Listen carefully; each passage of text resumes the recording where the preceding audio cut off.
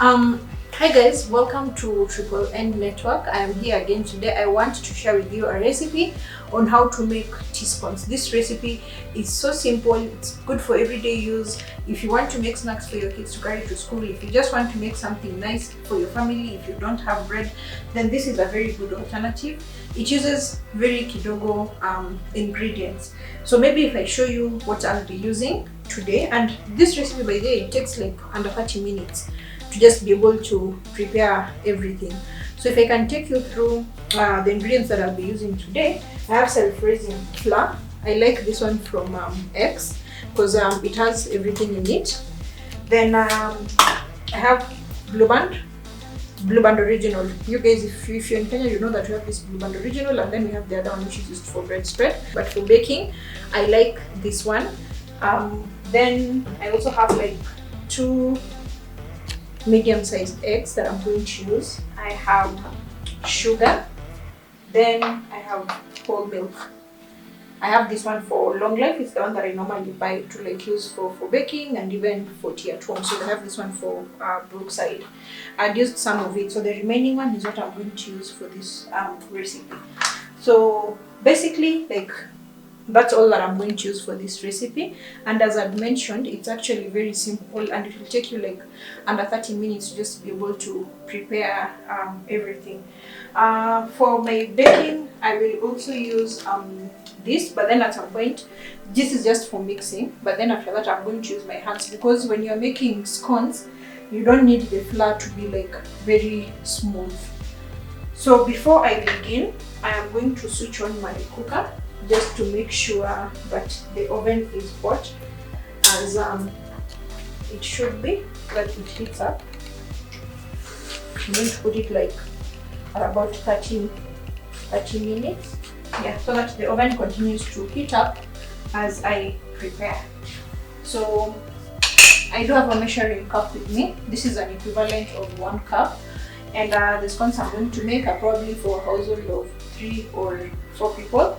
So you can make, the scones I'm going to make are for a household of 3 or 4 people. But then you can make adjustments as you go, depending on the number of people that you're making for. So I'll start by measuring the flour. But then again, I think as Kenyans, we don't really take measurements very seriously, especially if it's not for commercial purposes. Yeah, but for purposes of this illustration, I am going to just use my measuring cup because I don't have anything else to measure the flour with. So I'll go in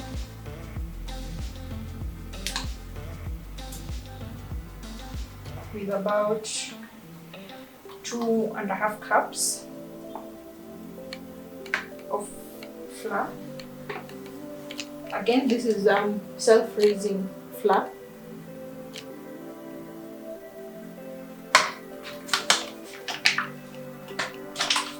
So after this, I'm going to use sugar. I'll measure about 1/2 of this cup.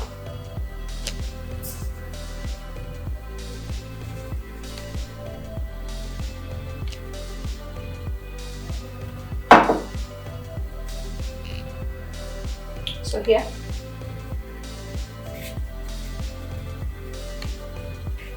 So I can already see it's a bit much. The way I told you, like Kenyans, we measure with our eyes.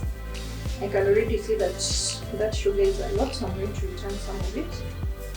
I'll get a spoon.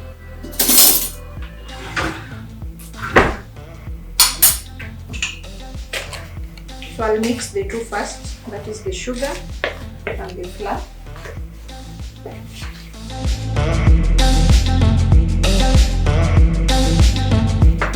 So after doing this, I'll go in with the margarine.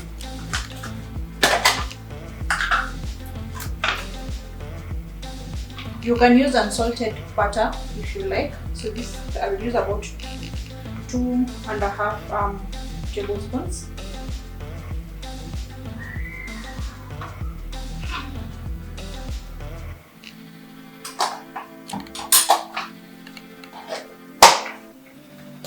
So again, I'll mix this up.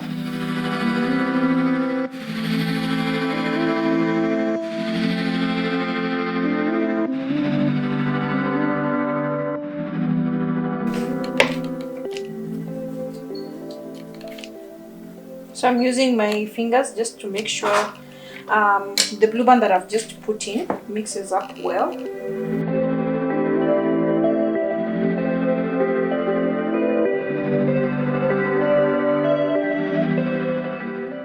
So once you mix the blue band, this is how your flour is supposed to look like. This kind of coarse texture.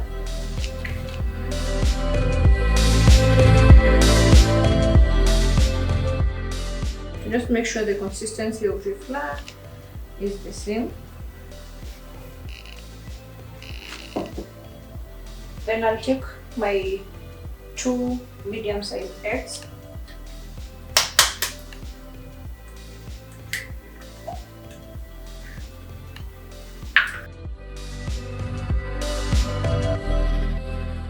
Again, mix it up until the flour has this kind of consistency. So you should have something like that. Then now I'll go in with the milk. So when you're making scones, the flour is not supposed to be all the way smooth. It's supposed to be a bit rough. So when you're measuring the milk, go in by halves. So like I'll still use my cup.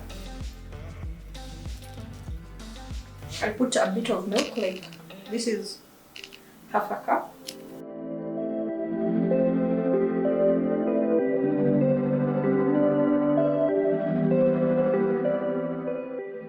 So I can already see that the milk is a bit much, so I'll add a bit of flour. So you add bit by bit.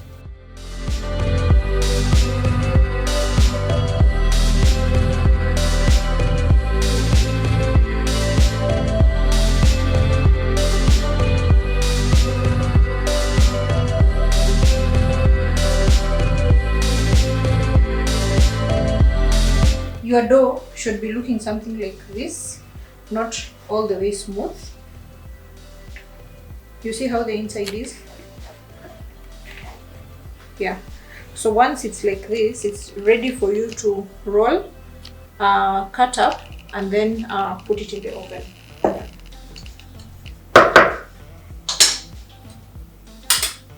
So I'll clear up this surface before beginning to cut. If you want to clear your hands easier, you can always just use flour, but it's faster to remove the sticky dough from your hands instead of washing it directly. So I'll wash my hands so that I can clear up the surface and start rolling.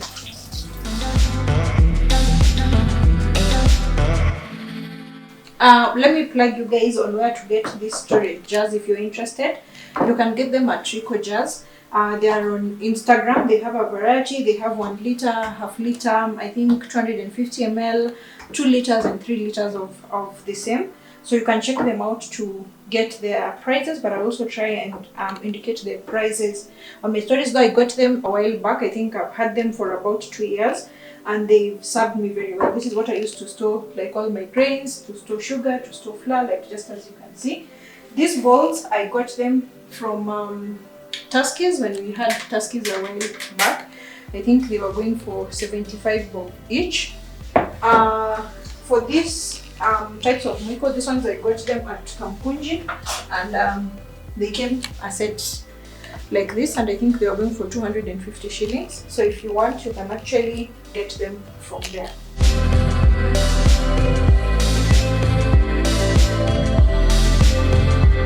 I want to roll up the scones, cut them up, put them in the oven. So I'll dust the surface so that when I'm rolling, the dough does not hold on to the surface, does not stick on the surface. So take my centrifuging flour again, just pour a bit of it on the surface, just like that. Take my dough.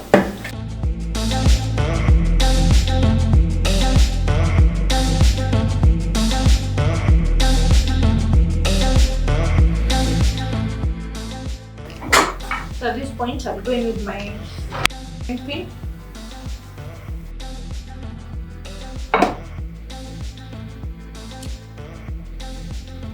As you roll, just make sure that it is not too smooth and that you do not make it too thin.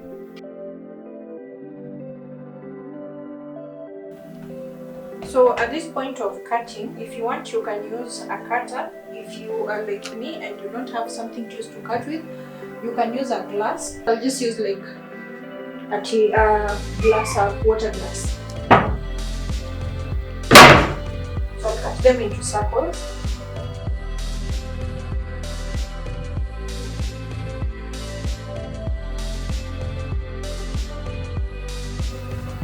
So just press with the glass all the way down and it will cut for you the shapes that you want.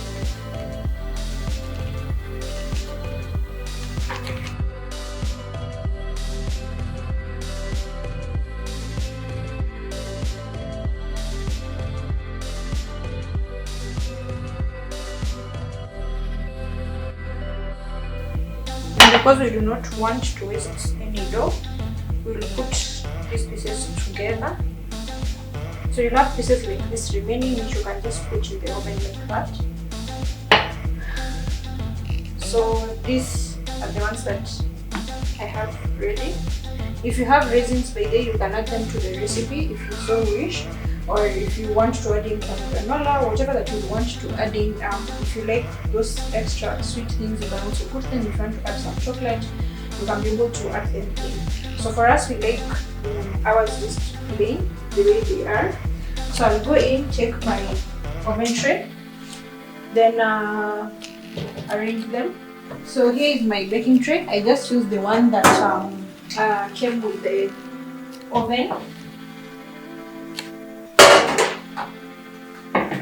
So you can either apply some margarine, or you can just dust it slightly. Just that is enough. Then you arrange.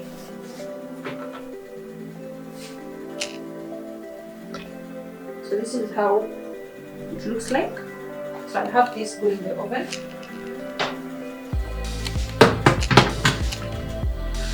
And I'll make them go in for 30 minutes at 170 degrees. So as we wait for them to get ready, we will just clean up the surface. So we will now check our scones in the oven, then we can remove them. I think 30 minutes is already over. As you can see,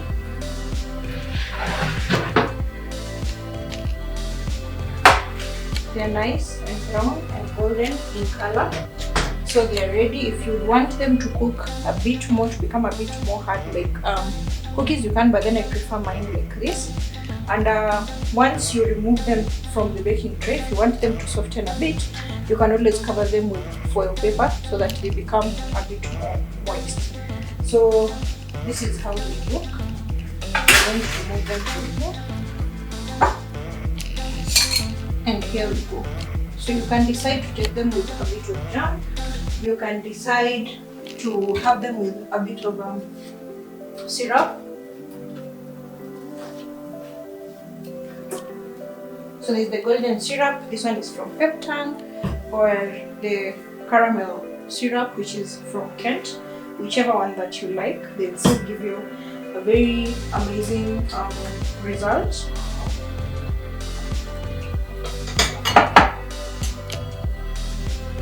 So I'll just take one.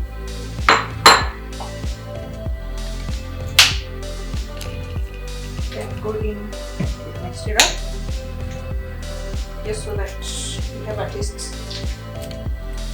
You can go ahead and have them with your tea. Either the Kenyan tea, you can have them with some juice, you can have them with black tea, you can have them with coffee, whichever choice of your drink. And if you want them to be a bit soft, you can wait for them to cool down together with the foil paper, and then they become moist and nice. This is how they look on the inside.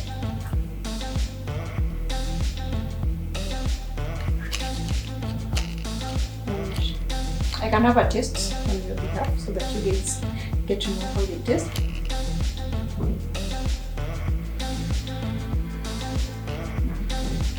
So nice. So nice. So I got this caramel syrup just from the supermarket. I think it was going for 485 shillings. This golden one, I got it from the supermarket as well. I think it was a bit cheaper, about 185 shillings.